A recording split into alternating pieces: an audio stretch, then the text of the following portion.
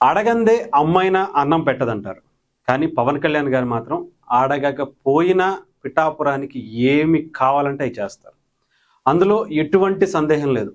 పిఠాపురం ప్రజల అభివృద్ధే ధ్యేయంగా పవన్ కళ్యాణ్ గారు ఆయన ఎమ్మెల్యే అయిన తరువాత ఇంకా మరిన్ని అద్భుతమైనటువంటి కార్యక్రమాలకు శ్రీకారం చుట్టారు.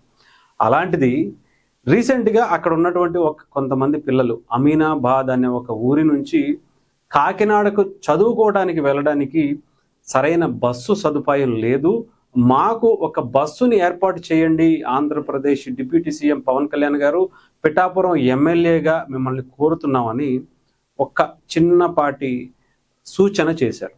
పవన్ కళ్యాణ్ గారికి అది నిమిషాల్లోనే చేరిపోయింది. నిమిషాల్లోనే దానికి ఒక కార్యరూపం కూడా దాల్చింది. పొద్దున్న వాళ్ళు కోరుకుంటూ ఒక వీడియో చేసి పంపించారు.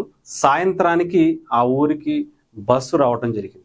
ఇది సినిమాల్లో చూడడమేనేమో, సినిమాల్లో మాత్రమే ఇలాంటి సీన్స్ అక్కడ డైరెక్టర్లు ఏమంటారు బాగా పండటం కోసం రాసుకుంటూ ఉంటారు. కానీ నిజ జీవితంలో పవన్ కళ్యాణ్ గారు మాత్రం ఇలాంటివి ప్రజలకి పరిచయం చేస్తున్నటువంటి వ్యక్తి.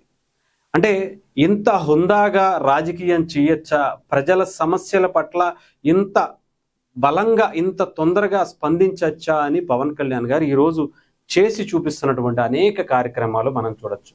ముఖ్యంగా పిఠాపురం అంటే మనందరికీ తెలుసు, పిఠాపురంతో పవన్ కళ్యాణ్ గారి అభిమానులకు ఒక ఎమోషన్ కనెక్టివిటీ ఉంటుంది.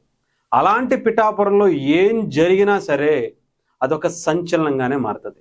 పిఠాపురంలో అటు ఎంతోమంది రాజకీయాల్లో ఎన్నో కుట్రలు చేసిన పవన్ కళ్యాణ్ గారు ఒక అద్భుతమైనటువంటి విజయాన్ని అందుకుని అటు రాష్ట్రాన్నే కాదు దేశానికి కూడా ఒక గొప్ప నాయకుడిగా ఆయన ముందుకొచ్చారు. అలాంటి పిఠాపురం ప్రజలని పవన్ కళ్యాణ్ గారు ఎంతో జాగ్రత్తగా చూసుకుంటున్నారు.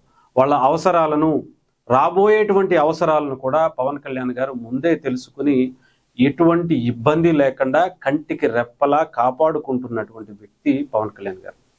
ఈరోజు అక్కడ ఉన్నటువంటి అమీనాబాద్ ఉప్పాడ ప్రాంతం నుంచి ఆ బీచ్ రోడ్లో ఉండేటువంటి ఒక బస్సు ఏర్పాటు చేయాలి, ఒక సర్వీస్ ఇక్కడ నుంచి పెట్టండి, మాకు చాలా ఇబ్బంది అవుతుంది, మేము చదువుకోవడానికి కాకినాడ వరకు వెళ్ళి రావాలంటే మాకు సరైనటువంటి రవాణా సౌకర్యం ఉండట్లేదు, ఆటోలతోనూ ఇంకొకటి వేరే వాటి మీద ఆధారపడి వెళ్లాల్సినటువంటి పరిస్థితి వస్తుంది అని చెప్పగానే పవన్ కళ్యాణ్ గారి వద్దకు చేరగానే వితిన్ గంటల్లోనే ఇంత పాజిటివ్ రిప్లై అనేది రావటం నిజంగా మన దేశంలో చాలా తక్కువగా జరుగుతూ ఉంటుంది.